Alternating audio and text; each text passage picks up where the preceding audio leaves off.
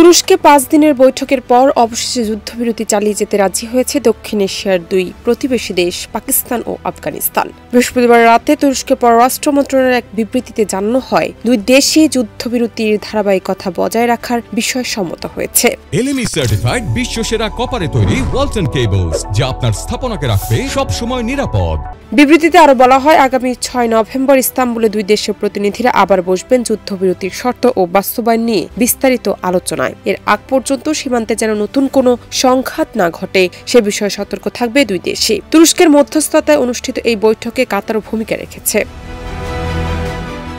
২০২১ সালে তালেবান সরকার ক্ষমতায় আসার পর থেকে পাকিস্তান আফগানিস্তানের সম্পর্ক ক্রমেই তলানিতে ঠেকেছে। মূল বিরোধের কেন্দ্রবিন্দু পাকিস্তান ভিত্তিক জঙ্গি সংগঠক তেহরিক-ই-তালেবান পাকিস্তান।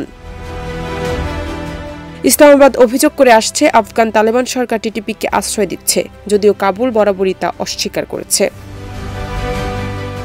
চলতি মাসের শুরুতে পাকিস্তানের বিমান হামলায় টিটিপি শীর্ষ নেতা নূর ওয়ালি মেহসুদ সহ কয়েকজন নিহত হন। এরপর পাল্টা হামলা চালায় আফগান সেনারা, যা সীমান্তে ভয়াবহ সংঘাতে রূপ নেয়।